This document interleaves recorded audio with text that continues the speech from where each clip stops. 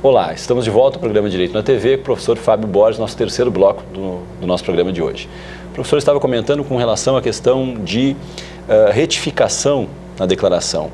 Tem alguma vantagem no contribuinte fazer essa retificação, professor?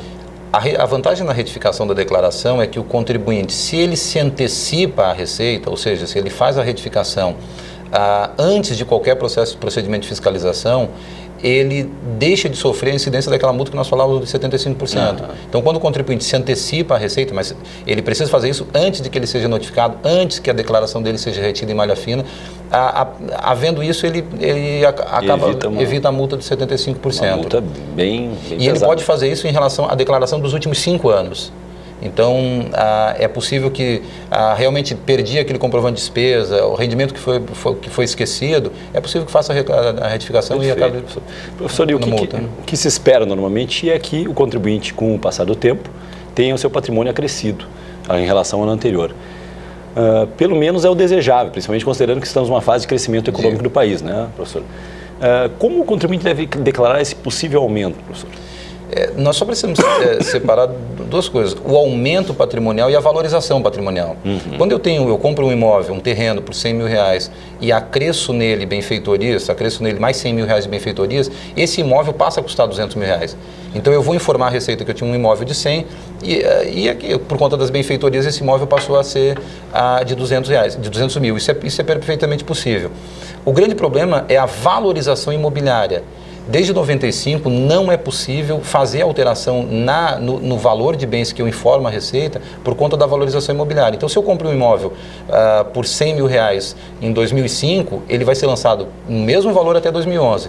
E se eventualmente eu vender esse imóvel por um valor superior àquele que eu informei a Receita, eu tenho uma tributação no ganho de capital de 15% sobre esse ganho obtido com a venda do imóvel.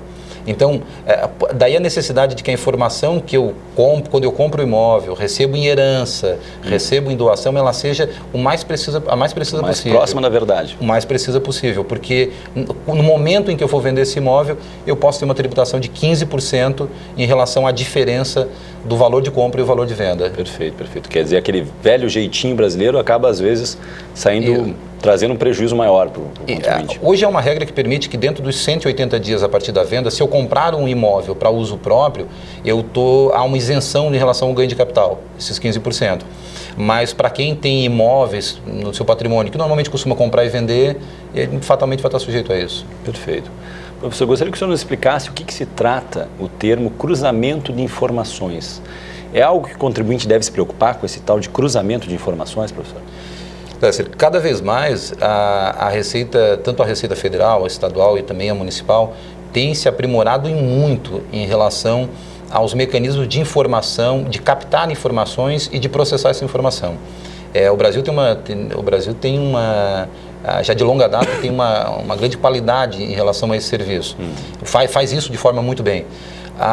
Hoje, quem tem qualquer tipo de relacionamento com pessoas jurídicas que são obrigadas a refazer retenção na fonte, empregador, tomador de serviço, quem realiza transações imobiliárias, quem realiza operações com empresas que fazem incorporação de imóveis.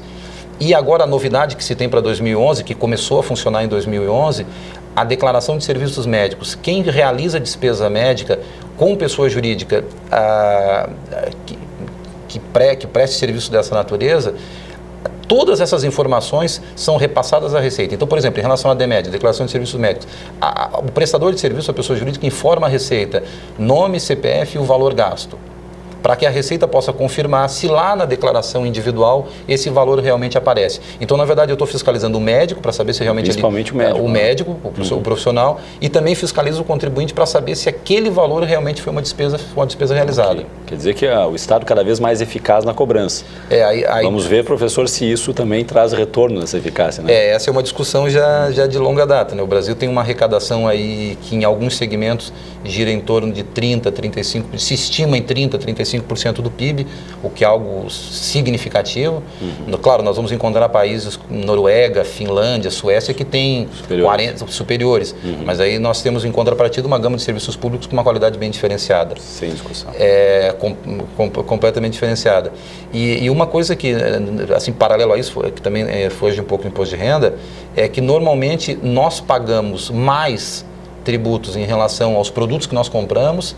Quer dizer que se eu tenho um produto que eu pago a ele em relação a 30% daquele produto seja imposto, eu estou pagando 18%, 17%, 20% em relação aos meus rendimentos, e normalmente nós achamos muito ruim pagar sobre os rendimentos, mas não nos importamos com relação nós não aos produtos, que não visualizamos isso. Desde o século passado já se dizia que a melhor forma de cobrar imposto é de forma indireta por meio dos produtos que circulam. Claro. E não fazendo com que o contribuinte coloque a mão no bolso e vá direto pagar. Perfeito. A gasolina, professor, se não me engano, é 50%? Hoje nós temos produtos que praticamente 30%, 35%, 40%, 50% são... Recentemente se começou uma discussão agora por conta de uma instalação de uma empresa no Brasil para construir produtos da Apple, que se chegou à conclusão que praticamente 45% daquele produto era imposto. Isso afugenta daí o isso hoje oficialmente algumas empresas abertamente dizem que o mercado brasileiro se torna desinteressante por conta, claro, de uma série de questões, de infraestrutura, enfim, mas uma delas por conta da tributação excessiva. Perfeito, professor. Só para nós encerrarmos, eu gostaria de uma análise geral sua sobre o seu entendimento acerca do sistema tributário brasileiro. Se possível, aí, considerando esse conhecimento um pouco acerca dos outros países, quer dizer, nós estamos no caminho certo, professor? O Brasil de um certo tempo para cá tem aumentado a sua arrecadação de forma significativa. Tem um tributarista gaúcho que já da década de 60, o Alfredo Beck, que dizia que na década de 60 o Brasil chamava que era um manicômio jurídico tributário.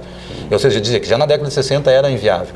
Então, de lá para cá, a carga tributária tem aumentado de forma significativa e nós teríamos aí uma discussão que aí seria um pouco mais abrangente, até que ponto a arrecadação aumentando a gama de serviços. Então o Estado se retirou de alguns serviços, de telefonia, reformulou o setor elétrico, a ampliação das concessões, o uso da parceria público-privada. Então o Estado se diminuiu em muitos segmentos, mas em contrapartida o custeio da máquina estatal ou de alguns outros serviços, ela por conta da tributação aumentou de forma significativa.